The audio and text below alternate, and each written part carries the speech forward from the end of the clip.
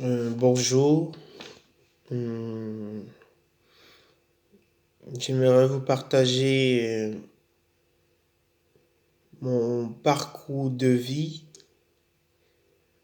mon témoignage de conversion à Jésus-Christ,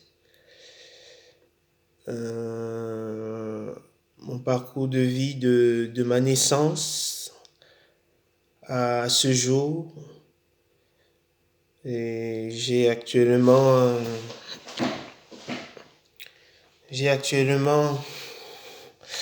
40 ans. Euh, je suis né dans une famille de tradition protestante. Bon, avant ça, il faut que je dise, je m'appelle Charles Ganda Honoré. Je suis né le 18 octobre 1979 à Yaoundé, au Cameroun. Je suis le deuxième né d'une fratrie de 7 enfants, de 7 frères et sœurs, une famille de 7 frères et sœurs, dont 4 garçons et 3 filles. Hum, hum, et je suis le premier fils. Bon,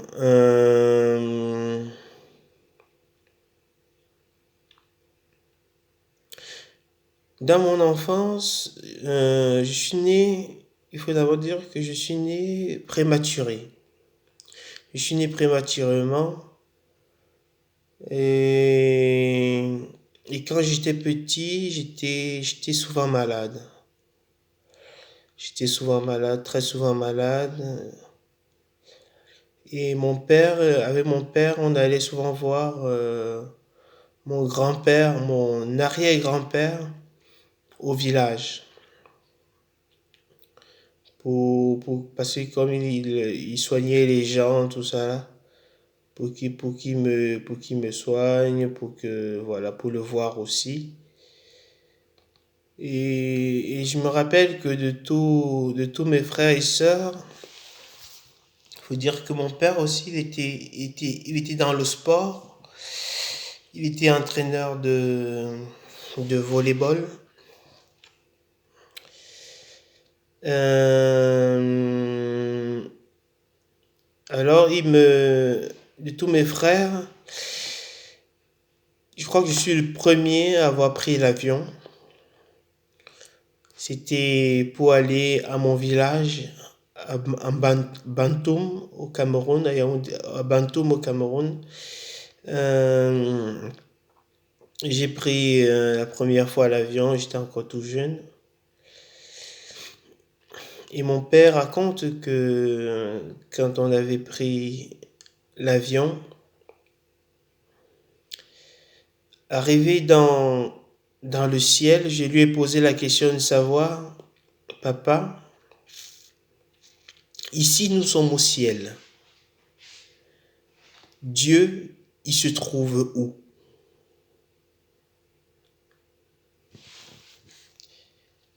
Et là, bon, voilà, je me rappelle pas ce que mon père m'avait dit, ou je me rappelle plus ce que mon père m'avait dit, ce qu'il avait répondu. Mais bon, voilà, il y avait cette interrogation-là. Et, et, euh, et après ça, dans mon enfance, j'étais quand même un enfant assez joyeux. J'étais content de la vie, heureux de vivre. Et je grandissais comme ça. Et je me rappelle que j'avais souvent au Cameroun, souvent les enfants, ils ont des petites caisses où ils mettent de l'argent, une tirelire qu'ils font eux-mêmes, parfois en bois.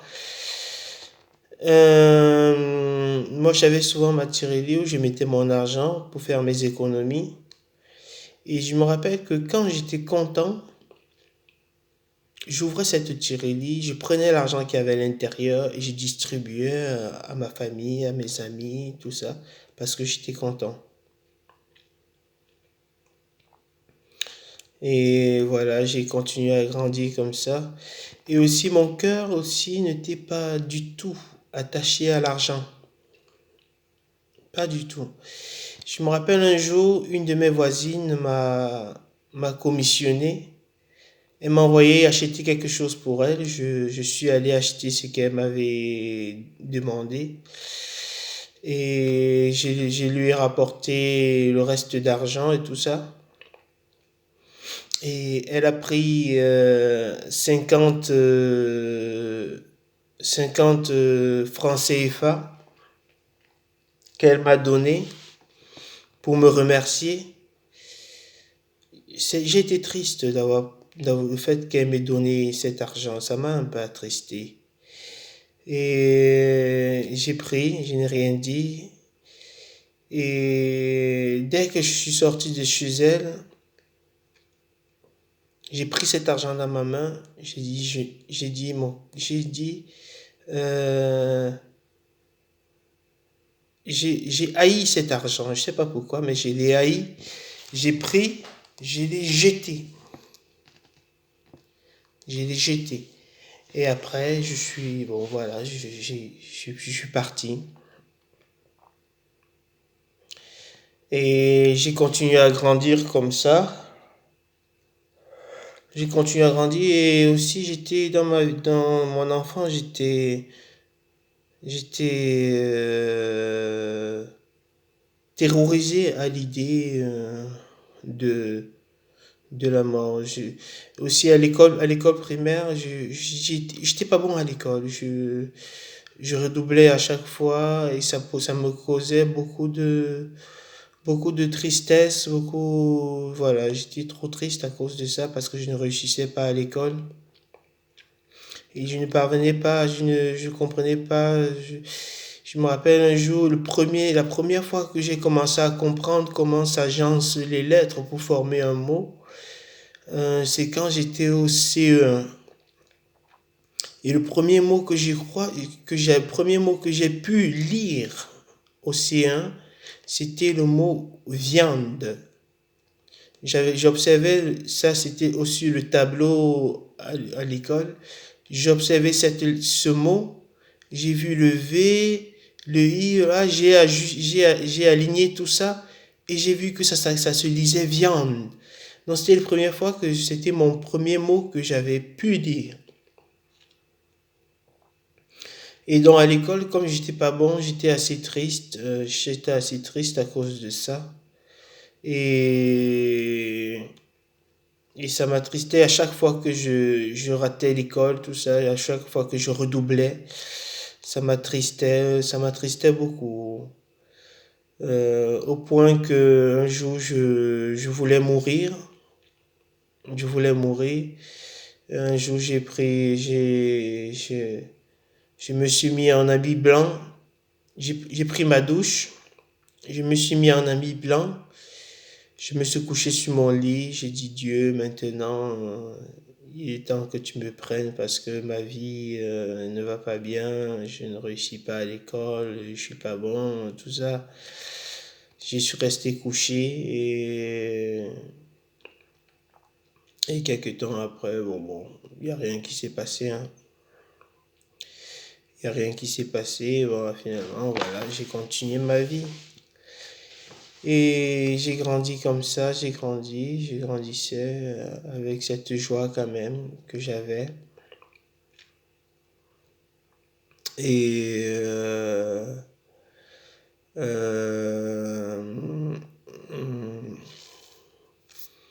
je suis né comme j'ai dit, dans une famille de tradition protestante. Je dis bien de tradition protestante pour dire que mes parents, ils allaient à l'église par tradition, par coutume, par héritage familial. Et ils ont certainement une espèce de crainte de Dieu, ça je le reconnais. Mais il manquait, selon moi, l'essentiel, c'est-à-dire la nouvelle naissance. Parce que ça ne sert à rien d'être religieux si Jésus dit si un homme ne naît de nouveau, il ne peut voir le royaume des cieux. Sur cette terre, il y a beaucoup de religieux, beaucoup de gens qui vont à l'église, qui soi-disant craignent Dieu, mais qui ne demeurent que des religieux. Je suis né dans une famille de tradition protestante. Depuis tout petit, j'allais à l'église.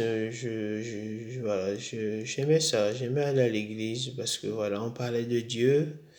Voilà.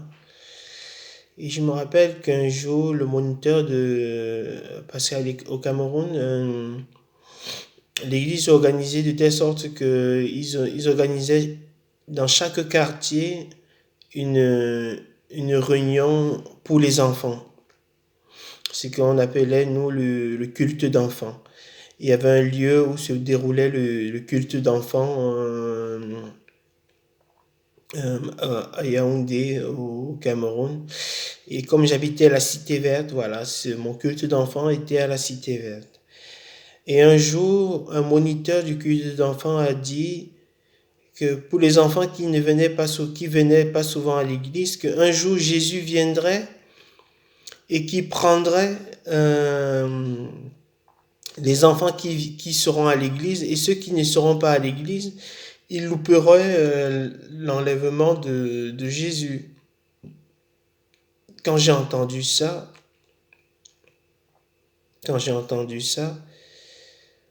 je me suis dit, je ne veux pas louper l'enlèvement de Jésus. Ça, non, je ne veux pas. Et je me rappelle, à partir de ce moment-là, je me levais tôt le matin. Je me rappelle, à la veille, je préparais mes chaussures. J'avais pris mes chaussures, j'ai même mis dans mon placard où il y avait mes habits, j'avais nettoyé tout ça là. Et tôt le matin, je me suis levé, je me suis habillé et je suis parti à l'église. Et je suis arrivé le premier. Il n'y avait encore personne. Il n'y a même pas encore les moniteurs du culte d'enfants. Donc, ce qui fait que voilà, j'arrivais souvent comme ça le matin, quand il n'y avait encore personne, surtout pour que si Jésus arrive, qu'il ne me loupe pas, quoi, que je ne loupe pas. Voilà, j'ai grandi comme ça, j'allais à l'église, tout ça. Mais j'avais toujours dans mon cœur une grande peur de la mort. Et c'est cette grande peur de la mort qui a me fait que je me suis réfugié dans la religion de mes pères, le protestantisme. Et malgré le fait que je me sois réfugié dans la religion de mes pères, j'avais toujours peur de la mort. Et j'avais pas de paix intérieure. Alors je me rappelle que pendant les Nouvel An, parfois je prenais des bonnes résolutions. Je prenais des bonnes résolutions. Par exemple, l'une des bonnes résolutions que je prenais, c'est ne pas faire aux autres ce que je n'aimerais pas qu'on me fasse. Des résolutions qui étaient même des résolutions bibliques, hein. Mais malgré mes bonnes résolutions, malgré mes efforts pour plaire à Dieu, mon cœur restait toujours vide. Et Dieu, il était toujours loin de moi. Je priais, mais rien. Mais un jour, je me suis rappelé que Adam et Ève étaient nus. Et je me suis dit, bon, peut-être Dieu n'écoute pas mes prières parce que je suis pas nu, parce que je suis habillé. Alors ce jour-là, je me suis mis tout nu dans ma chambre et je me suis mis à genoux, j'ai prié.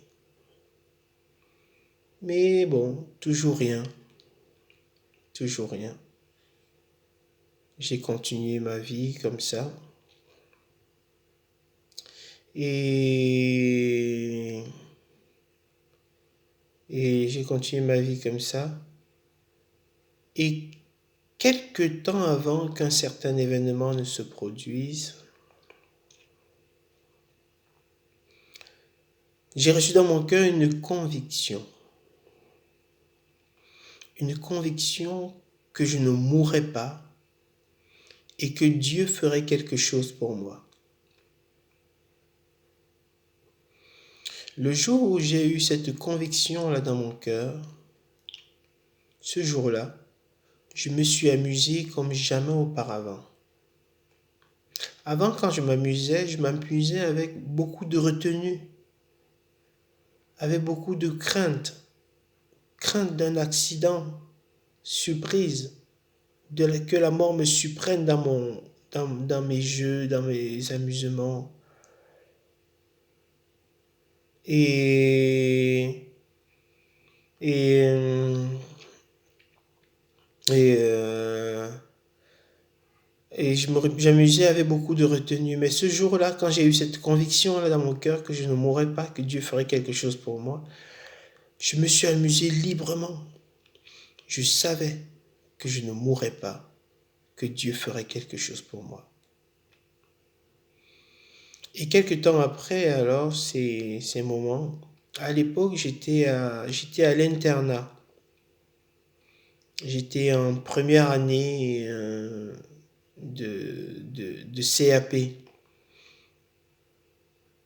Et j'avais à l'époque 16 ans. Et, et, euh, quand j'ai eu cette conviction, je me suis amusé comme jamais auparavant. Je savais que je ne mourrais pas, que Dieu ferait quelque chose pour moi. Et bon, voilà, j'ai continué ma vie. Et un vendredi soir, je rentrais des classes. Et là, il y avait à la maison un jeune homme. Il s'appelle Bertrand Goloko. Un jeune homme qui parlait de Dieu,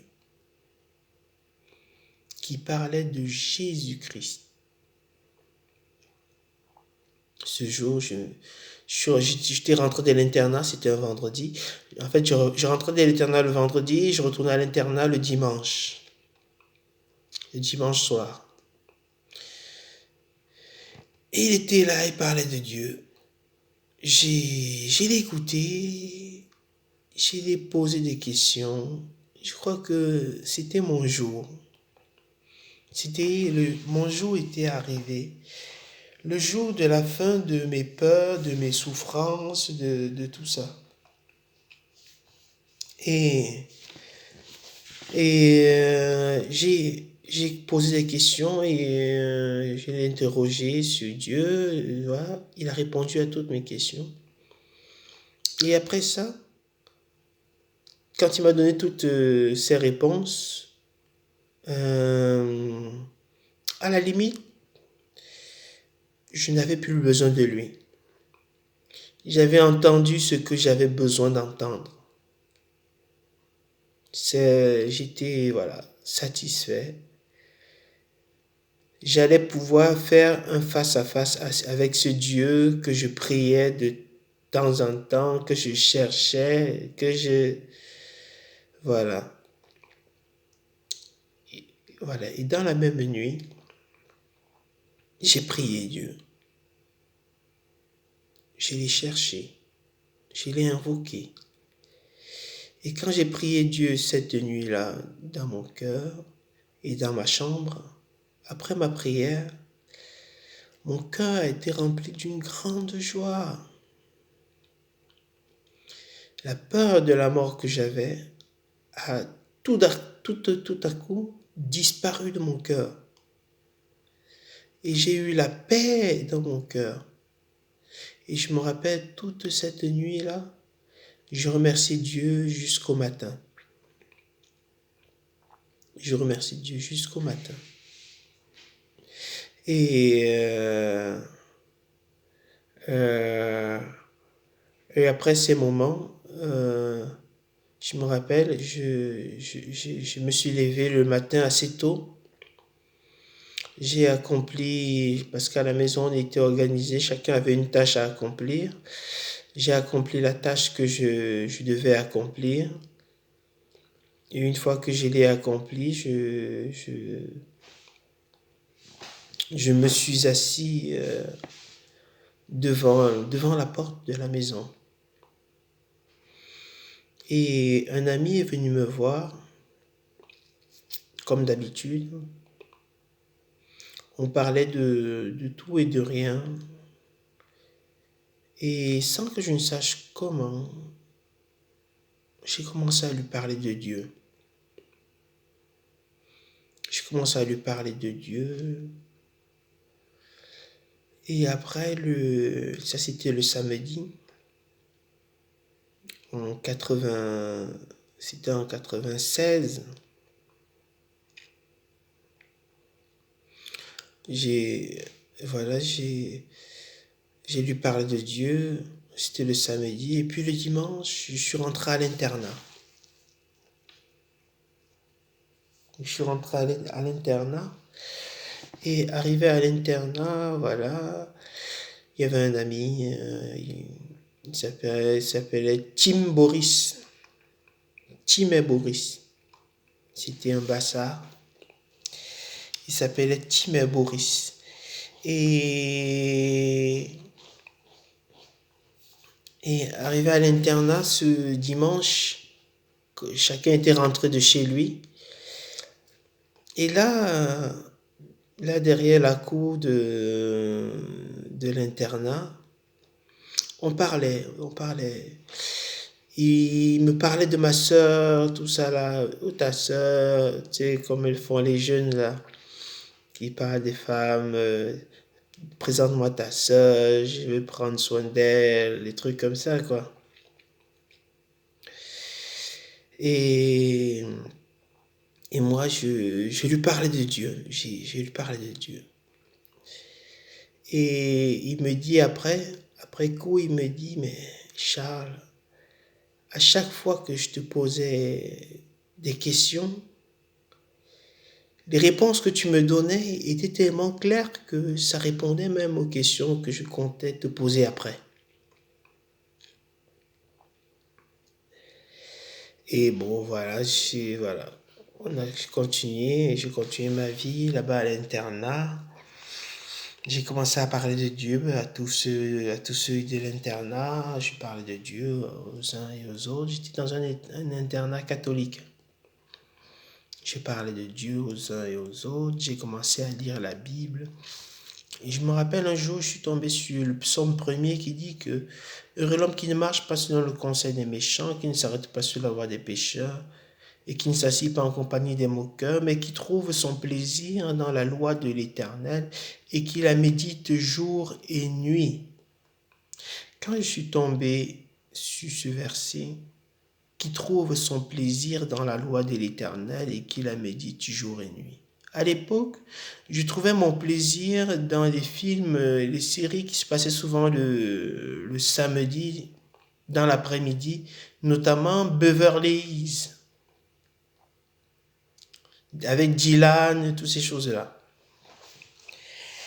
Et je trouvais mon plaisir à regarder ça. Mais quand j'ai lu ce verset, au lieu de trouver mon plaisir à voir ces feuilletons, j'ai changé de direction, de trouver mon plaisir. J'ai dit, bon, à l'heure justement, quand j'étais à l'internat, à l'heure que sonnait l'heure de Beverly Hills, au lieu d'aller regarder Beverly Hills, j'allais dans ma chambre, je prenais ma Bible et j'essayais de trouver mon plaisir dans la loi de l'Éternel. Et il faut dire que pour trouver son plaisir, le plaisir, on l'a pas souvent tout de suite. Je crois que c'est comme les rapports sexuels. Hein. Tout de suite, là, dans l'action, on n'a pas le plaisir, mais plus le temps passe, plus on prend plaisir. Et donc, c'est comme ça que j'ai commencé à chercher mon plaisir dans la loi de l'Éternel. J'ai commencé à la lire. Et au début, c'était un peu dur, mais après, j'ai commencé à trouver vraiment mon plaisir. J'ai commencé à trouver vraiment mon plaisir. Et ça me plaisait de plus en plus. J'ai commencé à la lire, la Bible. J'étais content. Je lisais les histoires de Jésus. C'était vraiment quelque chose d'extraordinaire. Je lisais ma Bible, je la comprenais. Je vivais ma vie chrétienne, je parlais de Dieu aux gens, tout ça. J'étais content. J'avais une très, très, très grande joie. Une très grande joie. Voilà, j'étais toujours joyeux. Plus je parlais de Dieu, plus j'étais content, plus j'étais joyeux. Chaque fois que je prononçais le nom de Jésus, ça me réjouissait le cœur. À la limite, c'était devenu un peu pour moi comme une drogue. Je parlais de Jésus et j'avais la joie qui me mettait dans le cœur. Et, et après, on est venu en France en 99. Nous sommes venus en France en 99. J'avais 18 ans. Arrivé donc en France en 99, j'étais un peu triste de quitter le Cameroun parce que je voulais que Dieu ne m'abandonne pas, que Dieu me rassure qu'il sera bien avec moi en France, tout ça.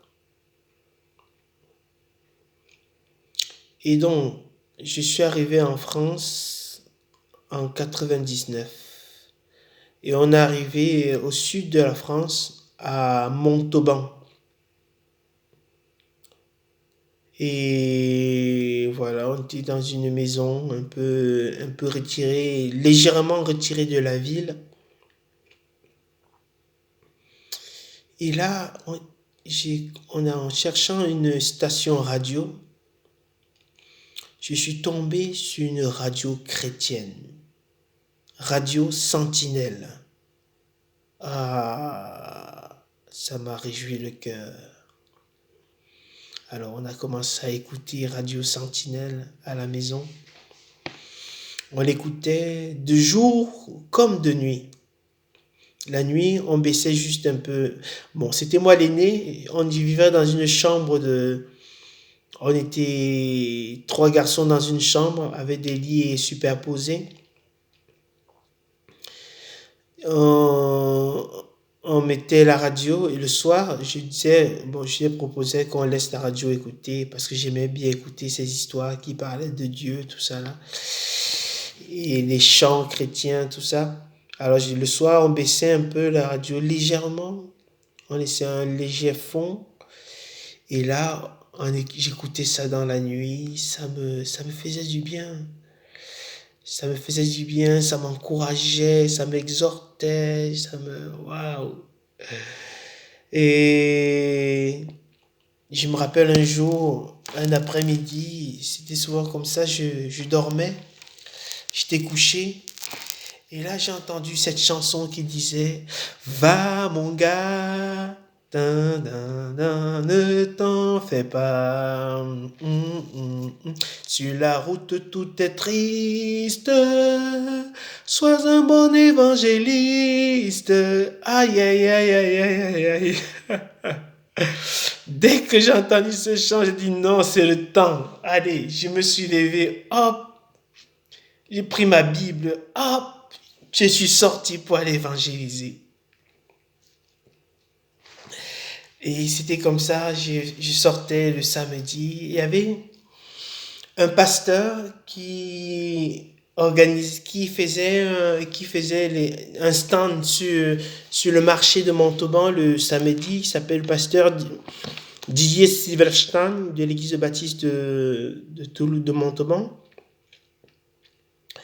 Et il organisait il vendait des bibles, des trucs chrétiens sur le marché. Le samedi, j'allais souvent sur le marché avec lui. Et voilà, là, je parlais de Dieu aux gens, au marché. Voilà, en semaine, voilà, je parlais aussi de Dieu. J'étais à l'école, je parlais de Dieu aux gens. J'avais une caisse à outils, comme je suis menuisier, j'avais une caisse à outils et j'ai eu l'idée de graver des choses sur ma caisse à outils. J'ai gravé un soleil sur ma caisse à outils avec des rayons. Et dans le soleil, j'ai écrit, je suis la lumière du monde, veux-tu voir? Viens. Sur une autre face de la caisse à outils, j'ai écrit, oh, ton âme. Sur une autre face, j'ai écrit, que fais-tu de ton âme? Et c'est comme ça, voilà, j'étais parti à l'école avec ma caisse à outils.